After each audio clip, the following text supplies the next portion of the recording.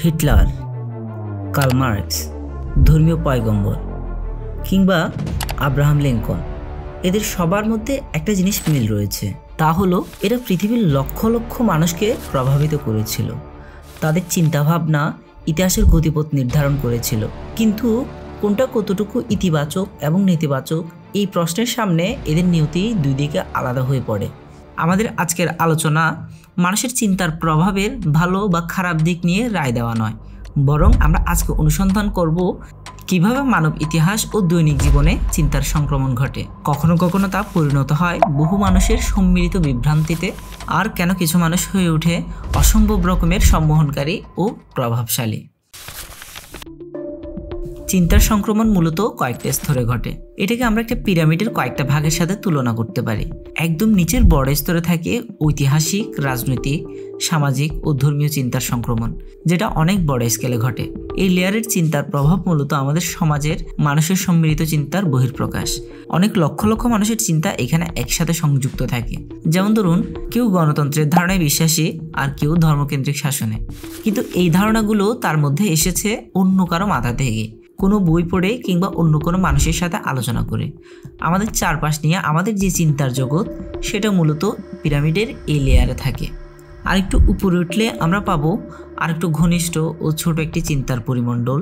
এখানে মূলত আমাদের বাবা মা, বন্ধু বান্ধব ও চারপাশের মানুষের সাথে চলাফেরা ও আড্ডায় যে চিন্তার সংক্রমণ ঘটে সেটা থাকে। যেমন আপনি কলেজে ওঠার পর একটা নতুন গ্রুপে আড্ডা দেওয়া শুরু করলেন। খেয়াল করলে দেখবেন গ্রুপে যে সবচেয়ে বেশি প্রভাবশালী, তার চিন্তাধারা, কথার ধরন পুরো গ্রুপের চিন্তাধারা ও কথার ধরন নিয়ন্ত্রণ করে।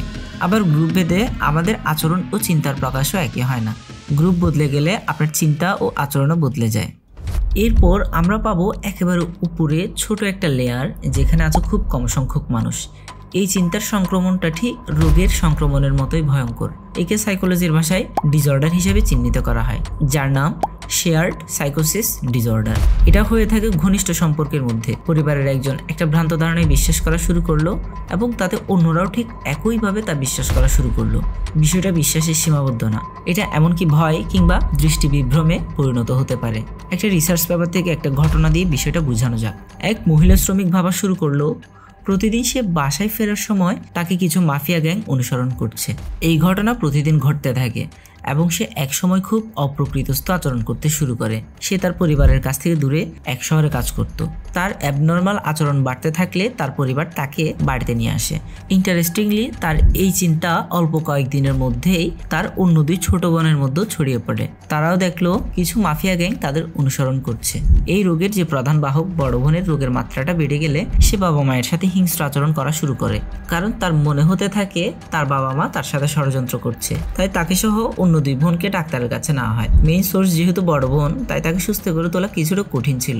অন্য দুই ছোট বোনকে এক অপরের কাছ থেকে বিচ্ছিন্ন করার পর তাদের মধ্যকার এই ডিসঅর্ডার খুব সহজেই চলে যায়। এরকম আরো অনেক বিখ্যাত কেস রয়েছে।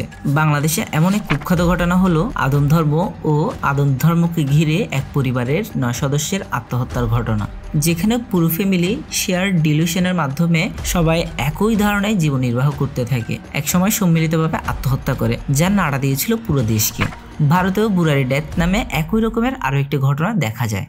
কিন্তু একটা কথা বলে রাখা দরকার, স্পেসিফিক্যালি এই শেয়ার ডিলিউশনে খুব কম পরিমাণ গবেষণা হয়েছে। এটার কারণ নিয়ে খুব বেশি একটা জানা যায়নি।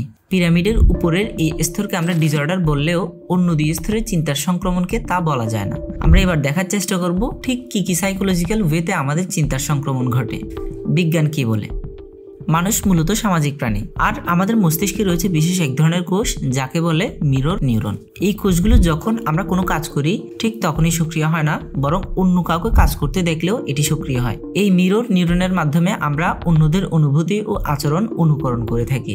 ধরা যাক, আপনি কারো হাই তোলা দেখলেন, কিছুক্ষণের মধ্যে আপনি নিজেও হাই তুলতে বাধ্য হচ্ছেন। আপনার মস্তিষ্ক আসলে সেই হাই তোলা দেখে নিজের ভেতর তার প্রতিফলন ঘটাচ্ছে। এখন আপনি চিন্তা করুন, যদি কোনো শক্তিশালী নেতা কোনো সমাবেশে তার আবেগময় বক্তব্য দেয়, আপনার মস্তিষ্ক তখন সেই আবেগ মিরর করতে শুরু করে। এইভাবে একজন নেতার ভাবনা কয়েক মুহূর্তের মধ্যে একটি বিশাল জনসমষ্টির মধ্যে ছড়িয়ে পড়তে পারে। আমাদের মস্তিষ্কের আরেকটি বৈশিষ্ট্য হলো ইমোশনাল কন্টাজন, অর্থাৎ আবেগের সংক্রমণ। গবেষণায় দেখা গেছে আমরা যখন উদ্বিগ্ন বা আশাবাদী মানুষের সান্নিধ্যে থাকি তখন আমাদের মস্তিষ্ক স্বাভাবিকভাবেই তাদের মেজাজের সাথে সামঞ্জস্য করতে শুরু করে। ধরুন একটি কর্মক্ষেত্রে একজন নেতার আশাবাদী বক্তব্য পুরো দলের মনোভাব বদলে দিতে পারে। একইভাবে কেউ যদি নেতিবাচক আবেগ প্রকাশ করে সেটাও দ্রুত চারপাশে ছড়িয়ে পড়ে। আর এই ব্যাপারটা আপনারা আরো ডিপলি বুঝতে পারবেন বিশসের এই ভিডিওটা দেখলে। এখানে দেখা যায় কিছু মানুষকে একটা খাবার দেওয়া হয় যে খাবার কোনো সমস্যা নেই, কিন্তু একজন অংশগ্রহণকারী ছাড়া বাকি সবাই খাবার খাওয়ার পর নানা ধরনের নেতিবাচক পার্শ্ব প্রতিক্রিয়া শুরু হওয়ার অভিনয় করতে শুরু করে। যেই অংশগ্রহণকারী এই অভিনয় সম্পর্কে জানে না সেও একসময় নিজের মধ্যে এই ধরনের আলামত পেতে শুরু করে। এই আলামত ফ্যাকচুয়ালি কতটুকু সত্য সেটা তো নিশ্চিত করে বলা যায় না, কিন্তু আমাদের মধ্যে এমন অনেক কিছুই হয়ে থাকে। একে বলা হয় প্লাসিবো এফেক্ট। মানুষের বিশ্বাস আর অস্থিরতা যদি তীব্র হয় তখন অনেক উপসর্গের উৎপত্তি হতে পারে।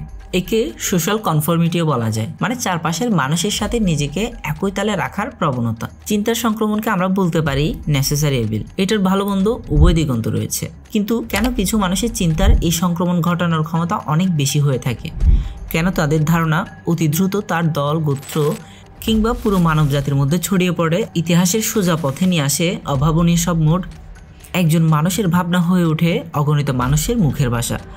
এর উত্তর খুঁজতে গেলে সোজাসাপটা কোনো উত্তর পাওয়া সম্ভব নয়। আমাদের ডে টু ডে লাইফে, আমাদের ফ্রেন্ড সার্কেলে, এলাকায় কিংবা কোনো প্রতিষ্ঠানে কিছু মানুষের চিন্তা ও কথার বিশেষ মূল্য দেওয়া হয়, সেটাকে গ্রহণ করা হয় তুলনামূলক বেশি। ঠিক কী গুণ একজন সাধারণ মানুষকে অন্যের চেয়ে বেশি প্রভাবশালী করে তোলে? অন্যদের উপর প্রভাব রাখার জন্য কী কী গুণ থাকা দরকার, সেই আলাপটা বেশ লম্বা। তাই এটা নিয়ে আলাদাভাবে আপনাদের মাঝে পরবর্তী কোনো ভিডিও নিয়ে হাজির হব।